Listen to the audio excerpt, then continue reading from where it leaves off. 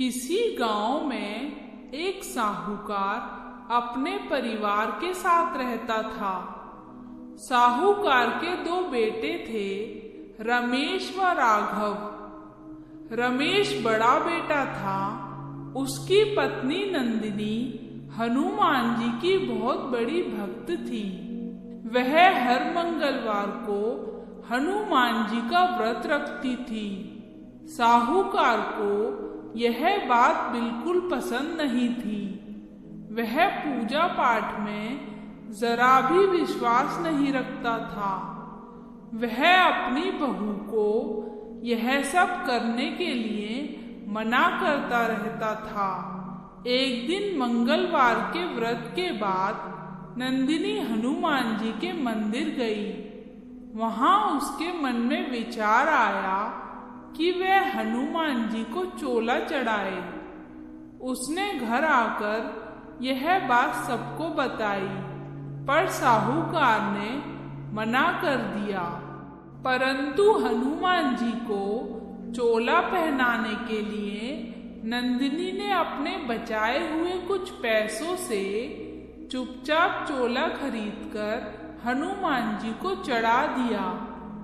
कुछ दिन बाद यह बात साहूकार को पता चल गई। वह गुस्से में घर आया और उसने रमेश व नंदिनी को खूब डांटा। वह घर से निकल जाने के लिए कहा। नंदिनी ने माफी मांगी, पर साहूकार नहीं माना और दोनों को घर से निकाल दिया। रमेश व नंदिनी गांव के बाहर एक झोपड़ी में रहने लगे, परंतु उनके पास कुछ खाने के लिए नहीं था। उस दिन दोनों भूखे ही सो गए। अगले दिन नंदिनी का मंगलवार का व्रत था। घर में खाने को कुछ नहीं था, इसलिए रमेश ने भी व्रत रख लिया। शाम को दोनों हनुमान जी के मंदिर गए। मंदिर में जो प्रसाद मिला उससे उन्होंने व्रत खोला।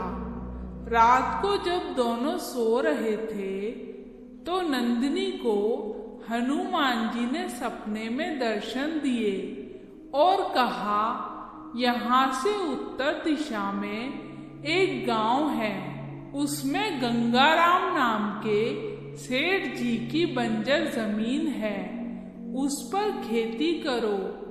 इतना कहकर हनुमान जी अंतर्ध्यान हो गए।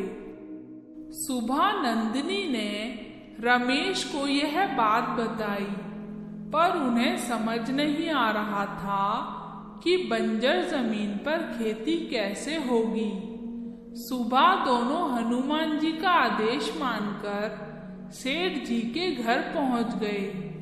रमेश ने उनसे बात की और कहा, सेठ जी, आप वह बंजर जमीन मुझे खेती करने के लिए दे दीजिए। मेरे पास देने को कुछ नहीं है, परंतु जो भी फसल होगी उसका आधा हिस्सा मैं आपको दे दूंगा। सेठ जी ने उसे समझाया, वह जमीन सालों से बंजर पड़ी है, उसमें कुछ नहीं होगा। पर रमेश के विनती करने पर वे मान गए। रमेश ने उसी दिन से खेत को जोतना शुरू कर दिया। दिन रात मेहनत करने पर भी खेत की मिट्टी उपजाऊ नहीं हो पा रही थी। नंदिनी कुछ घरों में काम करती, जिससे शाम को खाने के लिए कुछ मिल जाता था। एक दिन रमेश जब खेत में हल चला रहा था तो उसका हल एक जगह अटक गया। उसने हाथ से खोदा तो एक मटकी निकली, जिसमें सोने के सिक्के भरे हुए थे। रमेश को समझ आ गया कि क्यों हनुमान जी ने उसे इस बंजर जमीन में खेती करने के लिए कहा। वह मटकी लेकर घर आ गया। शाम को रमेश व नंदिनी मंदिर गए। हनुमान जी के पैरों में सर रखकर दोनों रोने लगे। इसके बाद रमेश ने कुछ सिक्के बेचकर कुछ लोगों को अपने साथ काम पर लगा लिया और पूरे खेत को जोतकर बीज बो दिए। कुछ दिन बाद फसल तैयार हो गई। फसल का आधा हिस्सा उसने सेठ जी को दे दिया। तब सेठ जी ने कहा, तुम इस खेत को खरीद लो, तुमने बहुत मेहनत की है। रमेश ने वह खेत खरीद लिया।